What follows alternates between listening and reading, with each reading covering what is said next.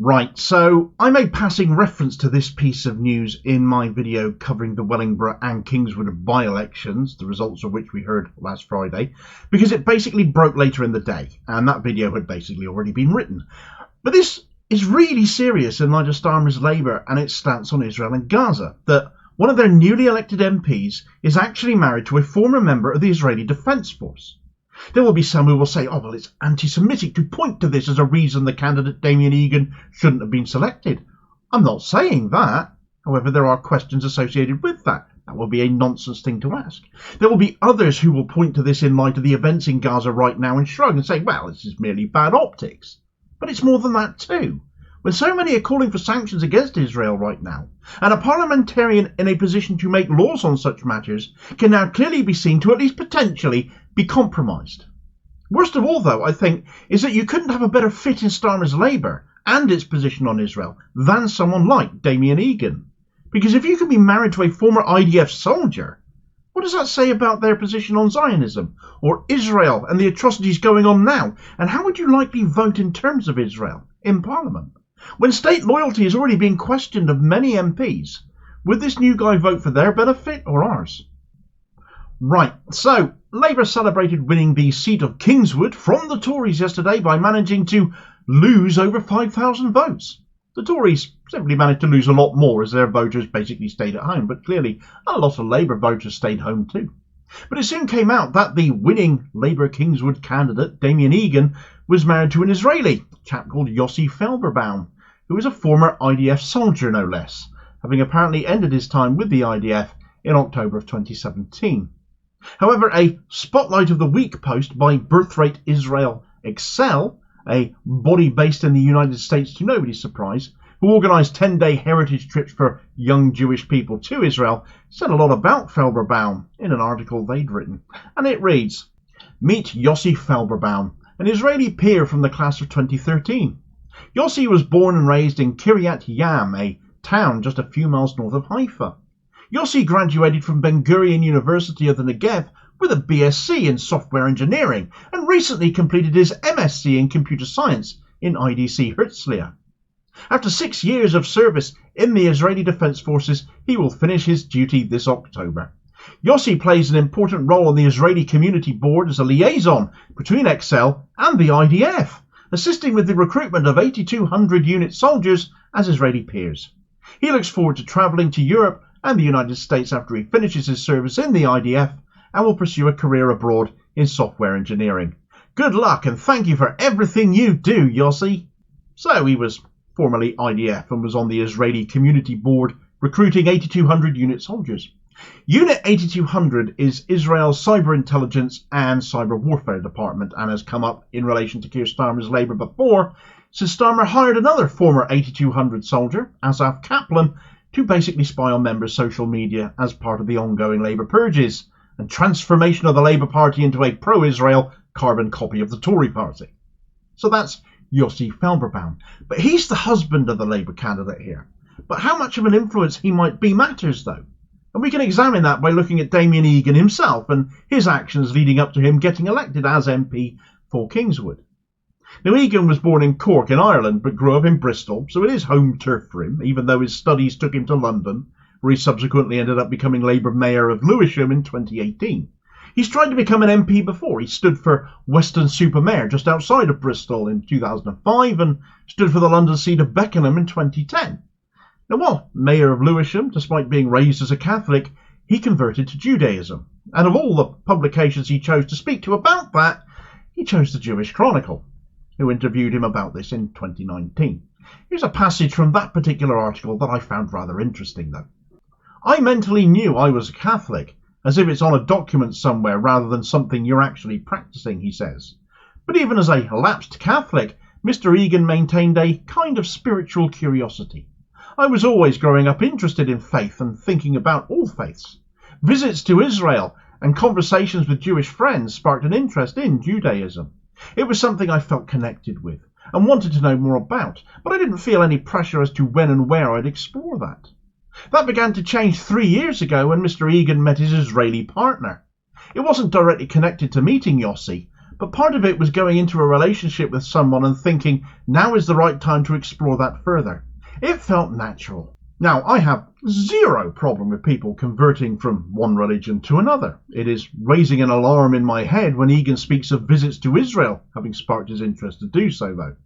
A great many Jewish people around the world are extremely opposed to many aspects of the Israeli view of Judaism, particularly the conflation of their state with anti-Semitism. So is that part of Egan's faith as he perceives it or not? There's the other more obvious perhaps issue in that paragraph, which is that things began to change according to the JC for Egan when he met his partner Yossi 3 years earlier. This article was written in 2019, so he met Yossi Felberbaum in 2016 then, when he was, as we now know, still actively serving in the IDF, in which case. What influence was he then, especially in light of him being connected to Birthright Israel and their premise of encouraging people from abroad to investigate their Jewish roots in Israel, many of whom I'm sure it would be logical to conclude, wouldn't it, would later become settlers. Is that a fair assumption to make or conclusion? I think it is.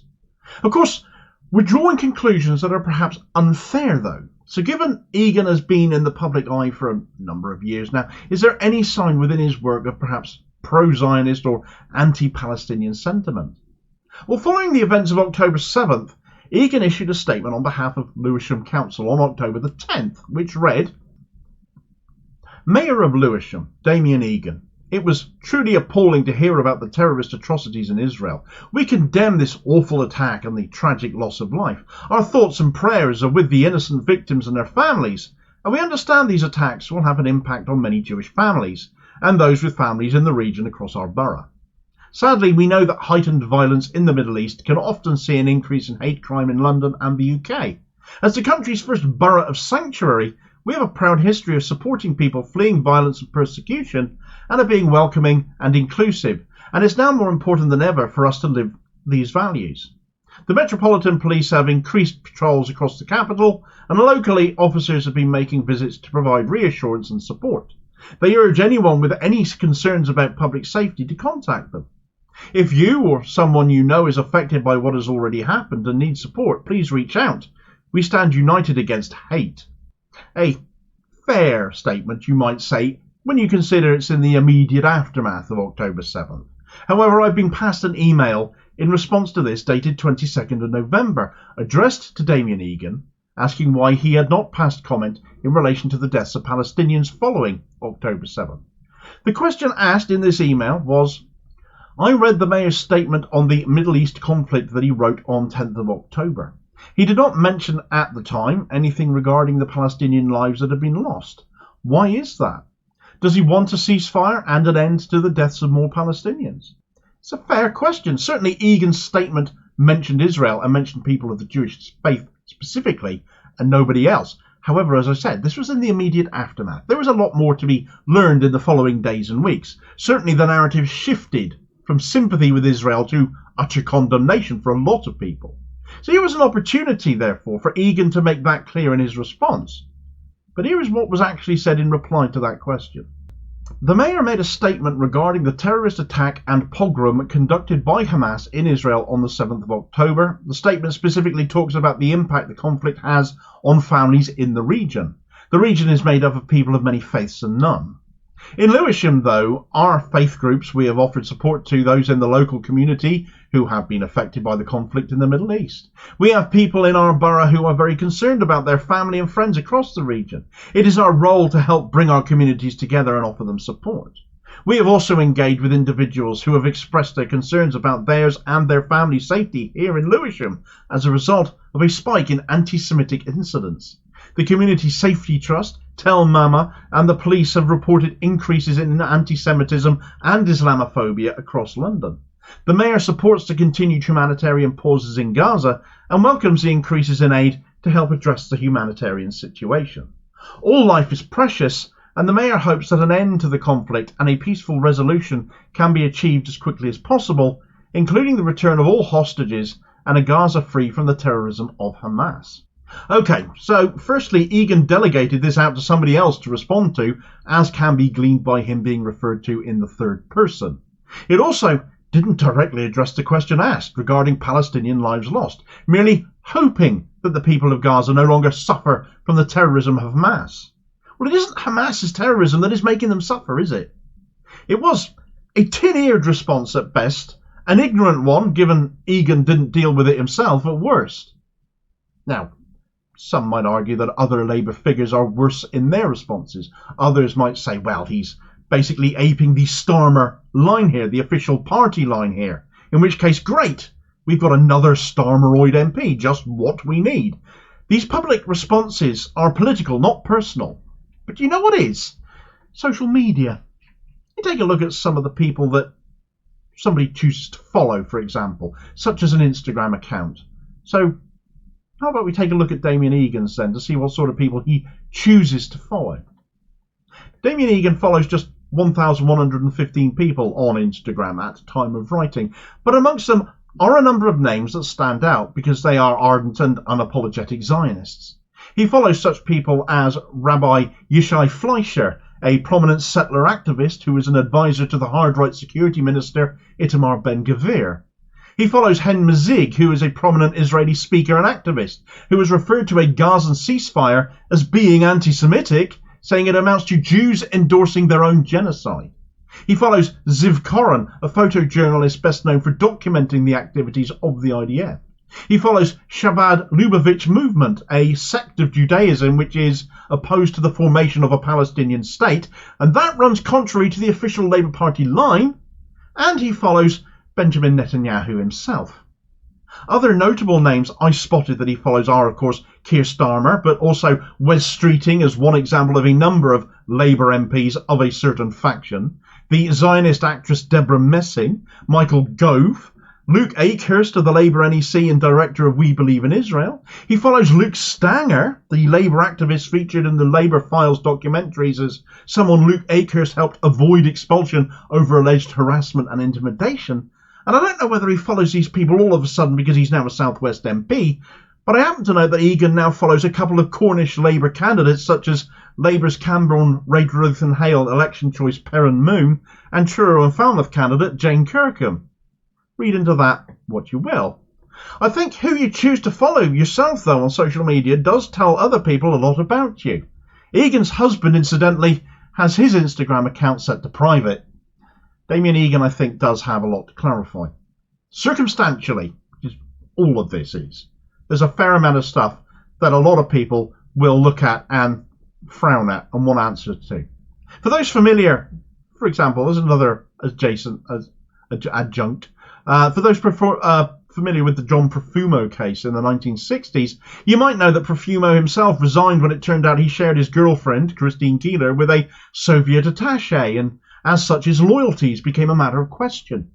How can Egan, as a man who is married to an Israeli intelligence officer, former or not, who converted to Judaism after meeting them and visiting Israel, not come under similar sort of questioning in this day and age, knowing what we know about Israel now, what the spotlight is focusing on, and the genocide that's being committed in Gaza? Frankly, the Labour Party, led as it is by Keir Starmer, the self-declared Zionist without qualification, needs to come under that level of scrutiny too, especially as he continues to fail to apologise for saying Israel has the right to commit war crimes by cutting off food, water and fuel. How did Egan make it through the selection process with all of this attached to him? Little wonder the hashtag Tel Aviv Keith is trending as I wrote this, though, is it?